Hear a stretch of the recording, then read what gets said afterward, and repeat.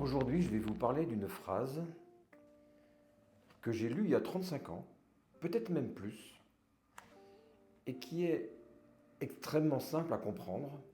Je vous assure, c'est vraiment simple à comprendre. Et ça demande certainement une vie pour arriver à l'appliquer. La découverte de cette phrase a été pour moi ce qu'on appelle parfois, vous savez, un aha moment.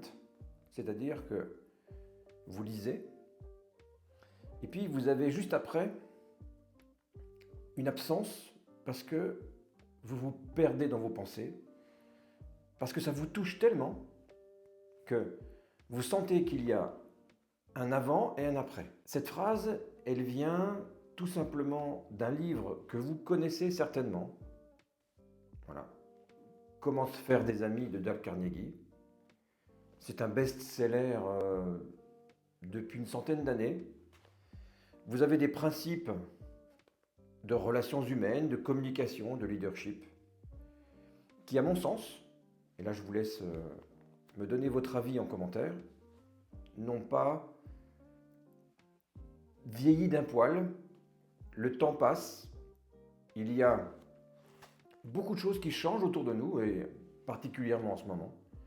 Et puis il y a des choses qui sont fondamentales, qui ne changent pas. Et je crois même que si on cherche un peu, on pourrait même se dire que physiquement, en tant qu'être humain aujourd'hui, eh bien on est à peu près le même qu'il y a 100, 200, 300, peut-être même plusieurs milliers d'années.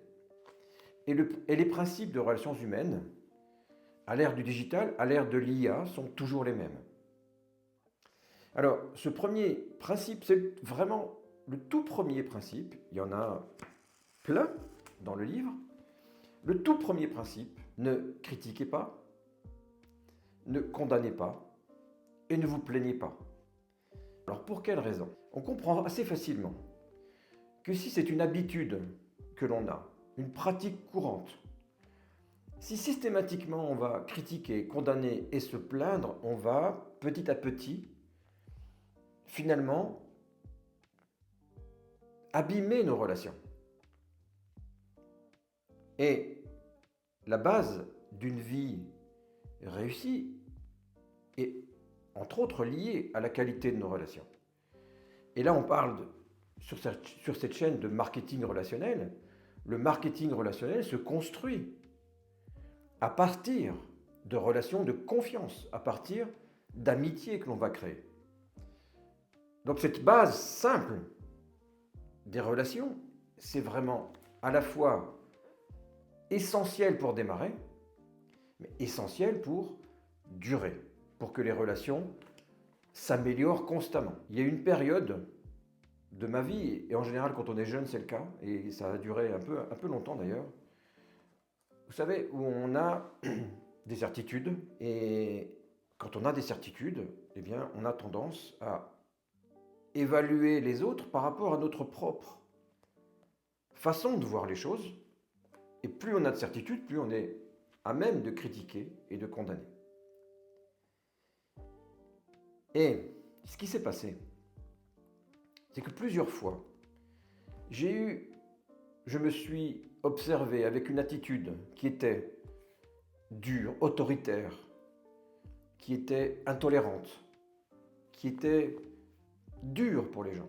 J'ai été comme ça, et puis parfois, lorsque j'ai appris à connaître les personnes avec qui j'ai été dur, j'avais le sentiment de honte en fait. Je me suis dit, mais ton attitude était déplacée.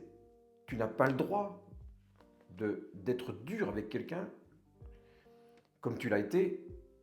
Tu l'aurais pas fait si tu avais compris dans quelle situation elle était. Ça ne veut pas dire laisser tout le monde faire ce qu'il veut et ne dites jamais rien.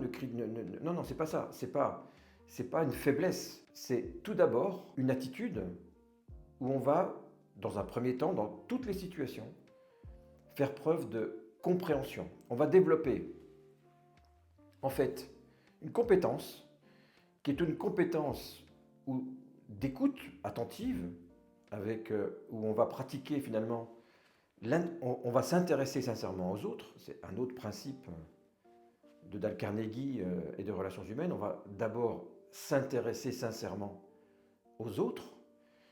Et puis on va développer des compétences pour pouvoir, bien sûr, poser des bonnes questions, pour pouvoir permettre à la personne d'ouvrir un petit peu sans avoir le sentiment d'être questionné, sans avoir le sentiment qu'on lui fait passer un entretien, par exemple. On va développer cette capacité à mieux comprendre dans quelle situation est la personne avec qui on discute. Et cette compréhension, le fait de prendre cette habitude systématique d'essayer de comprendre, ça nous permet ensuite de ne pas tomber dans la critique et la condamnation.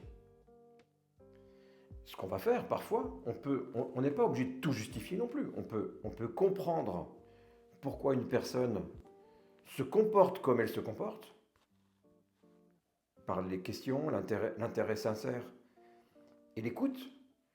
Et on peut ne pas valider du tout et ne pas accepter que cette personne se comporte de cette manière.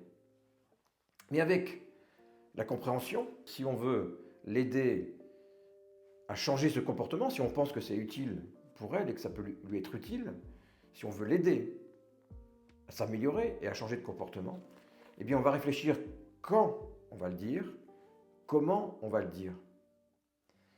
On va enlever l'impulsivité et l'arrogance. Lorsque l'on va exprimer à quelqu'un une critique, entre guillemets, qui va être constructive, entre guillemets, eh bien, cette critique nécessite une justification, une explication et donc forcément une bonne compréhension. Ce qui ne veut pas dire que ça marche à tous les coups, hein, on est d'accord. Parfois, des personnes n'accepteront pas, ne voudront pas changer, ne veulent absolument pas entendre nos conseils.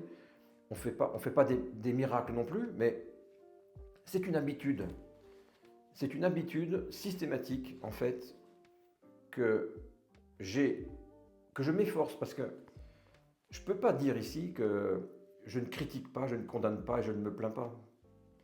Voilà, ce serait vous mentir de vous dire ça, et ce serait très arrogant et très présomptueux. Non, je suis encore sur le chemin, j'essaye encore, constamment, encore aujourd'hui, d'essayer d'améliorer et de respecter ces 3 mots. Mais j'ai besoin, en fait, de me les rappeler régulièrement, j'ai besoin de m'observer, de gérer ça. J'ai encore des impulsions de critique où j'ai tendance à condamner, puis je peux me plaindre également. Voilà, je vais vous donner quelques antidotes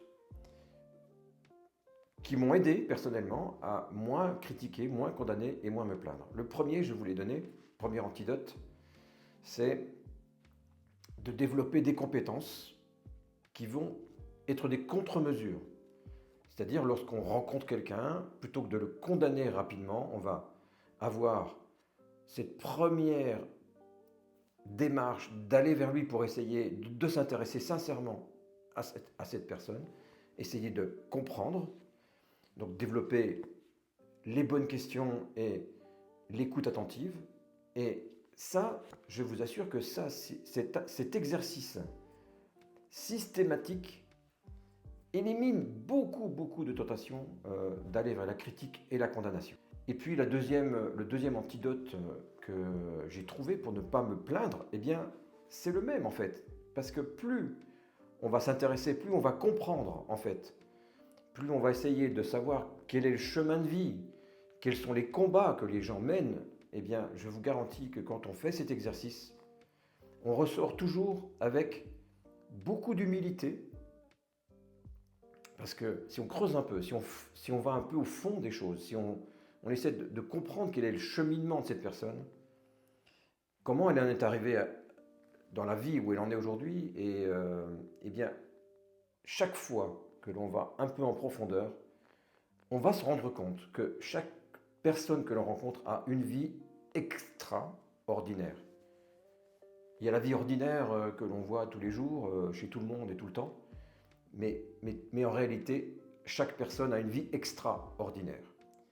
Et donc, lorsqu'on comprend ça, lorsqu'on découvre ça, eh bien, on gagne beaucoup à la fois en humilité, en tolérance, et puis en même temps, en gratitude, et on a aussi conscience de la chance que l'on a quand on n'a pas telle ou telle chose, qu'on n'a pas vécu telle ou telle chose, qu'on n'a pas dû mener tel ou tel combat. Voilà, si ça vous intéresse d'en savoir un petit peu plus pour vous faire de plus en plus d'amis. Comment on fait pour se faire des amis?